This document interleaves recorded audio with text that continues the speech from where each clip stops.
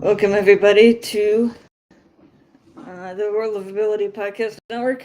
My name is Emily Gulmer, and a podcast engineer here. I'm excited to bring you another episode of Let's Be Trees with Cheri Wallace about the funeral reform industry and natural burial and so on. Which there is a what's the word? Membership. But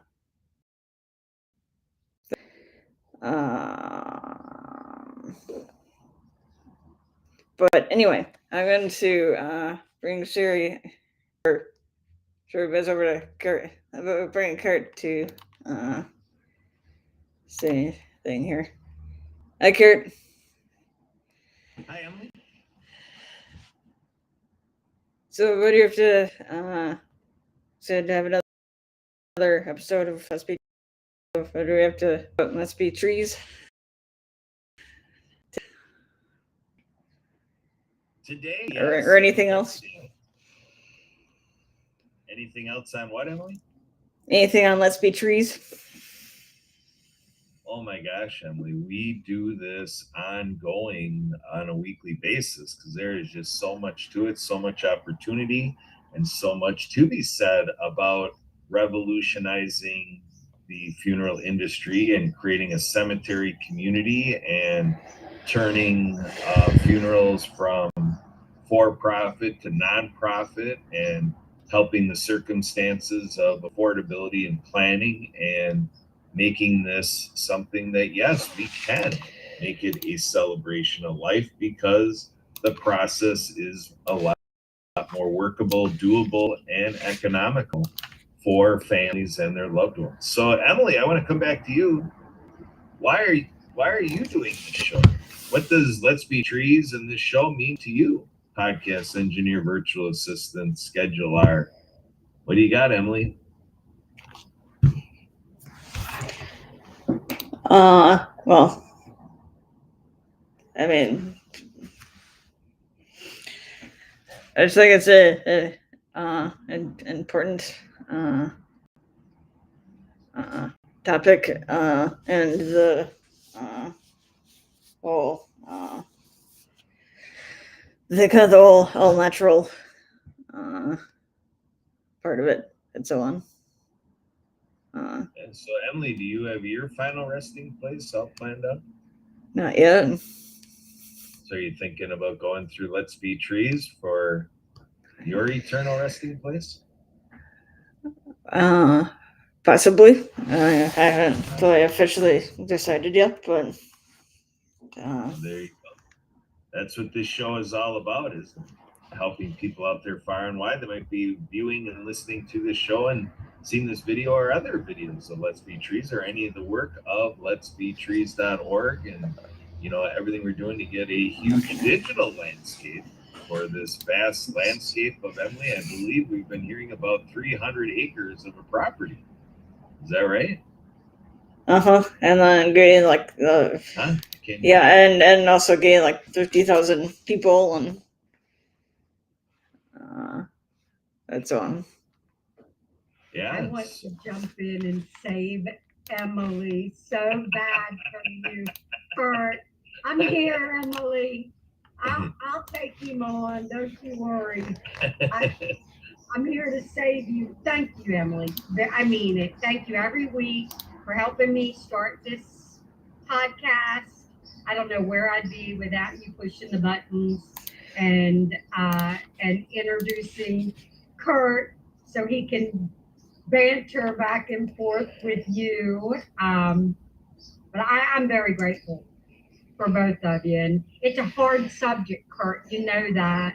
It's a difficult subject, even if you've got all your ducks in a row and you know what you're going to do and $20,000 set aside for the process to even have to talk about. And I get it.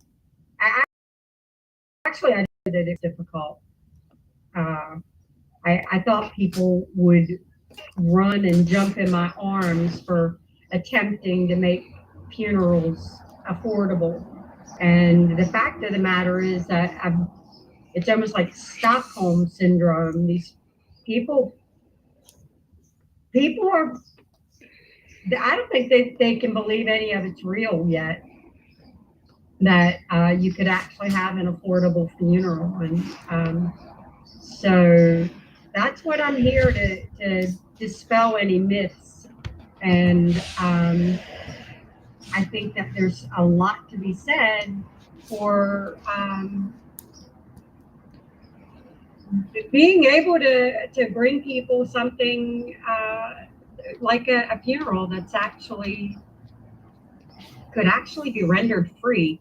People can't even understand that concept. But once you become a member of a cemetery society, absolutely everything other than the whole is an option. And we talked about that last week, the week before that, and I'll reiterate it again. If you want flowers at your funeral, that's an option. And if you want a fancy casket, that's an option. If you want, a new pair of shoes, it's, all of it is optional.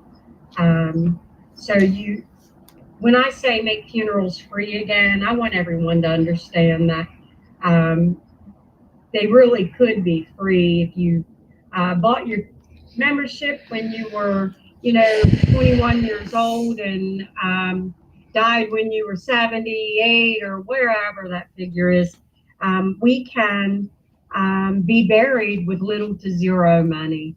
And my intent is to show people how I envision that happening. And if it's okay, I'll go ahead and bring in, or I'll share my screen and share screen. Am I ready, Emily?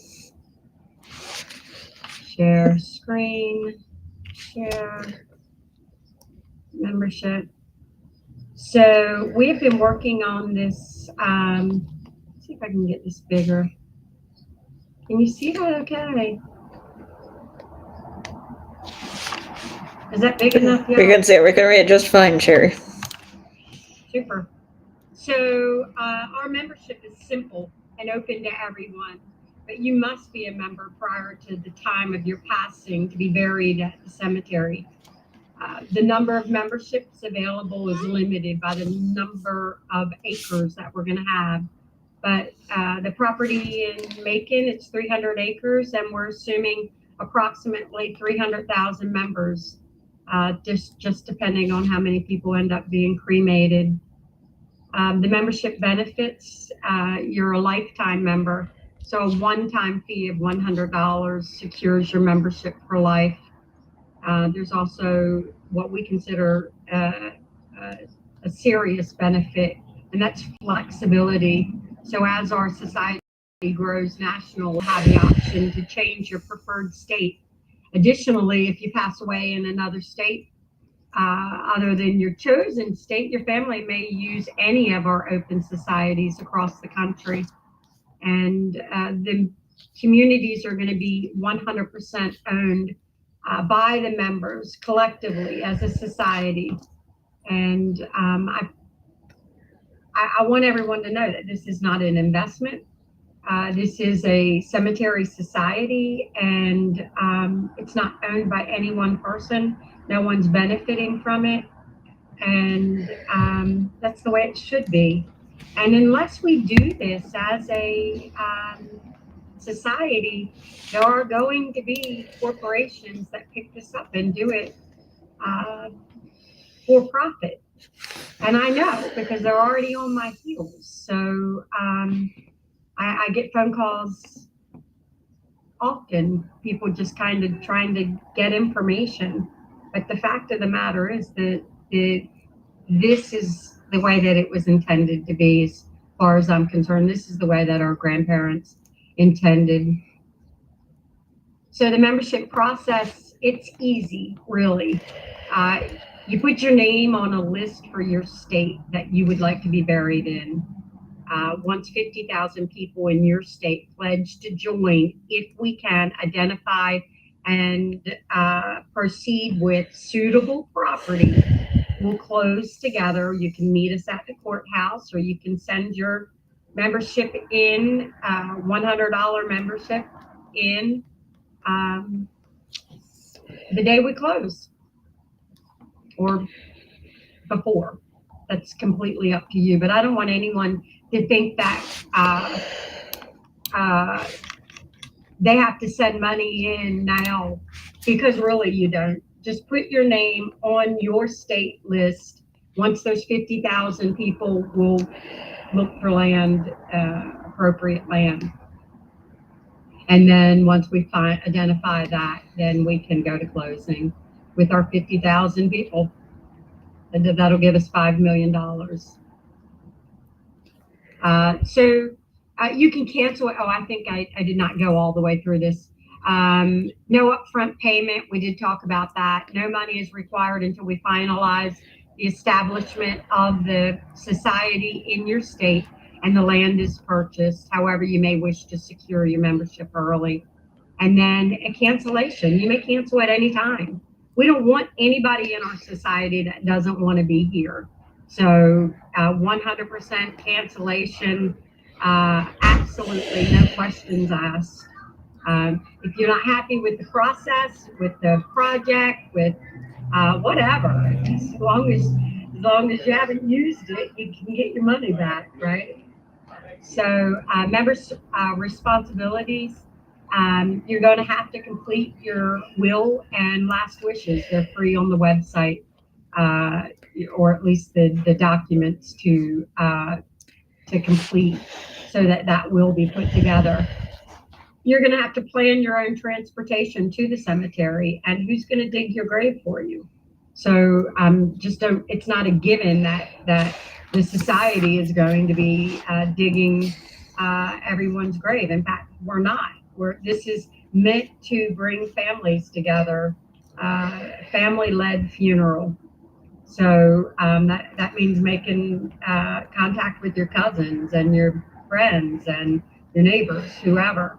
And it may mean that you're contacting other society members and saying, "Hey, Aunt Josie's, not doing well, and we're going to need help digging or whatever." But you'll have hopefully 300,000 people that you're in the society with, and we'll have an ample number of volunteers. And that's really my that's my goal. My hope for the community is that we've got a real society that cares about each other, and plenty of support in that way. What are you thinking so far, Kurt? You good? I am good, and boy, you got my dog all excited about what's going on. My dog is barking away here, but so Cheri, maybe we can bridge from here, and maybe we can use this as an opportunity to share a little bit about, some more in your experience. You said it's tougher than you thought, and all this stuff is organizing, and from where you are now until we have the 50,000 people signed on, there's a lot that you're juggling with this right now, right?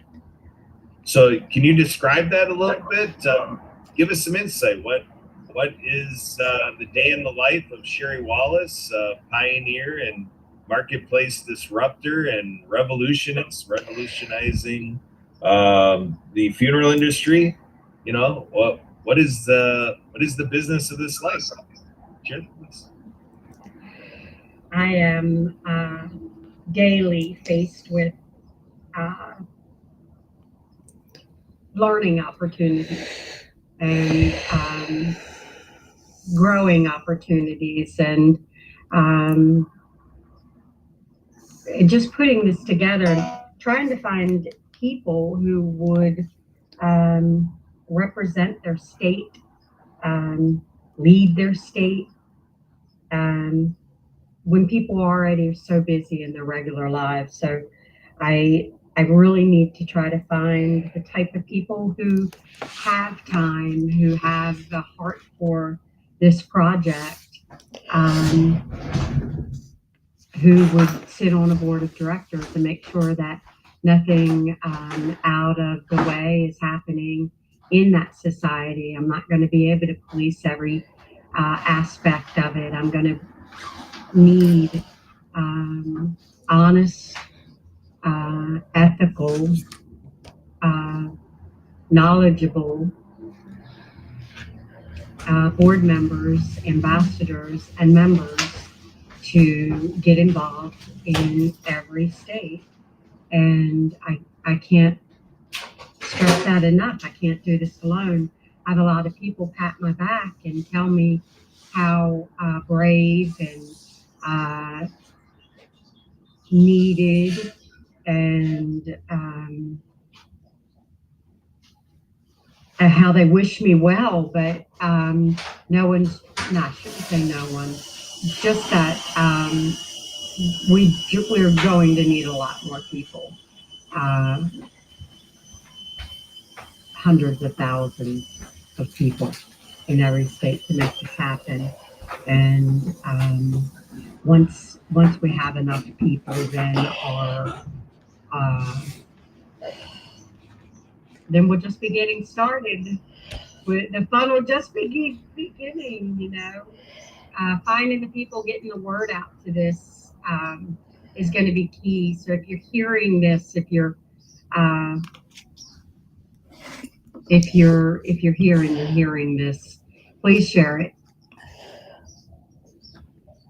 So we've got membership responsibilities. Our members are going to be responsible for arranging and paying for any optional or additional elements that they wish to include in their ceremony. The society, what we're going to be providing is the land and the location markings and a cemetery director. And that's, I hate to say that's it, but that's what the society is going to be responsible for. Finding the land, helping the community develop the 501c7, and then being a overseer of the project itself. So we need members, board members, and ambassadors in every community to join this mission that would actually benefit everyone. I'm just going through the rest of this membership application. We do have this part at the bottom that in addition to the membership fees, you'll have the option to donate further to support widows, orphans, or first responders. These additional donations will help ensure that those in need can benefit from a society's services like this. And we'll hope that people will see the benefit in paying it forward. So it's a simple concept. And I don't think that it has to be real detailed or complicated. You're a member when you die, or you can't be buried there. That's kind of it. And you arrange for your final expenses in a organic way, and spend as much money as oh goodness. Sorry about that. I meant to turn my phone ringer off. So that's what I got. It's a simple cemetery society meant to take the burden of costs off of families when we die. All right, excellent. When I look at your form, I'm thinking it's missing a spot to have a person's name, kind of put in regular print handwriting. You take the signature, but sometimes people's names are not legible. Looks like maybe you can use the line to have the printed name of the person. Absolutely. Thank you, Kurt. Yep. Yeah. So we're putting this together now, and it's being reviewed and re-reviewed, and that's absolutely what we need to do. I'm gonna stop sharing here and come back to the real world. Yeah, so obviously, you're in the process of taking all of this intention and commitment and having the organization ready to go and have all these plans for the 300 acres and, putting all of the, granular details together because, people want to know what they're participating in and setting expectations. So, building out the documentation, like you talk about volunteering, that's a whole process in terms of volunteer management and helping put in front of people kind of an understanding of what the scope of volunteering is with Let's Be Trees and being a part of the organization. So I think at this point, when you do stuff like this, they say there's 3 stages to make this a widespread offering and to be effective at moving forward with your 50,000 members and so forth. And they call it storming, forming, and performing. You ever heard that? Storming, forming, performing. Well, there you go. Consultation, nonprofit consultation happening right here at the World of Ability Podcast Network. So we are adding value every day in every way. So the idea is right now, Cheri, you're in the first element of storming. You're out there storming. We're trying to, kind of disrupt the marketplace and attract people in. And, in your storming phase, you're kind of getting these little nuggets that is necessary to enter into the forming stage. So that's where it gets really exciting for you, Cheri, is when you start seeing, kind of what we're speaking into reality and praying over and discerning, kind of the righteous way to do this. That it's really neat to see how, you get that team of volunteers and you kind of see if you're off attending, like we were saying, there's many plates to spin when you're the pioneer, when you're the visionary, when you're the disruptor, and just look at all soup to nuts. The buck stops with you, Cheri, doesn't it? As they say, when they say the buck stops here. So that's kind of what I see is happening. Is we're kind of on the launching pad, and we're kind of at the foundational aspects of this whole enterprise, which is a very exciting time to enter. And so the point with that is when people hear about this at this stage, it's a very exciting opportunity for an individual, because Cheri, are there like 20 of us involved in some solid sense right now? So we're a long ways away from making this, an establishment and having an enterprise team that is really carrying out how we're characterizing it. So any individual who enters now has a great opportunity, like in the working world, they call it job carving, that you can make kind of the duties fit your preferences. So we really are in this great phase that when you look at the expanse of it, you kind of say, hey, well, what would you like to do? And volunteer and offer that. And then the volunteer program kind of evolves from that. Once we start getting a lot of repetition and feeling we're kind of saturated in certain elements, then we'll start to put a shift into other areas, won't we, Cheri? But right now it's carte blanche. It's kind of like beggars can't be choosers. It's like, hey, we need a lot of people. Come on in, everybody, and just let us know what you like to do. We'll coordinate that, and let's do it.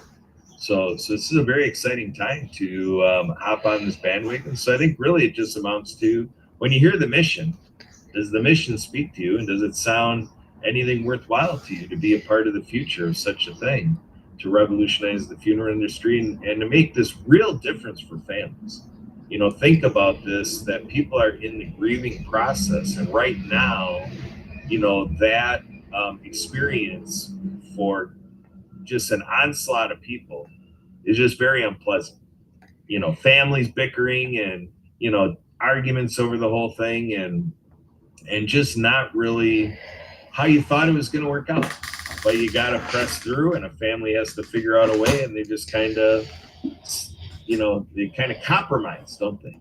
They compromise. They just kind of pick their battles, and they kind of figure out how much they want to push their viewpoint. But with Let's Be Trees, we can kind of attract families and, you know, individuals to kind of think ahead a little bit and kind of have a real nice story, you know, ready to be laid out. Again, to really think of the idea that many accomplish in a celebration of life. You can really focus on that, because the funeral experience has been, as you said, you're looking to, in the end of this, make it a simple thing for people to participate in and benefit from. So Emily, with that, I'm going to turn it over to you. Emily, we're kind of in the conclusion segment of this live stream. Take it away, Emily. Thank you.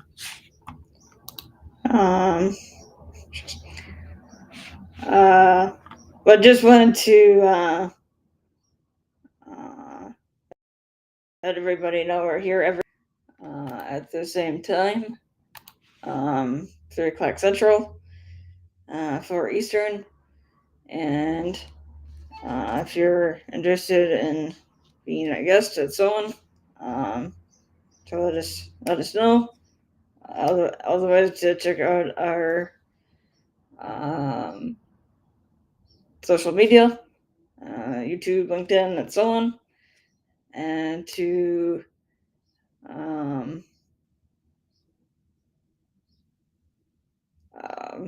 thank Marcus Hart of Transfer Me Media, Zach Clayton of the Pack Channel, Lawrence Wingate Studios, Jay Story of the Disability Channel, for their support of the network and our shows, replaying them, and so on. So I guess until next week, to everybody, have a safe and productive week, and stay happy. Thank you, Emily. Recording stopped. That was difficult. That was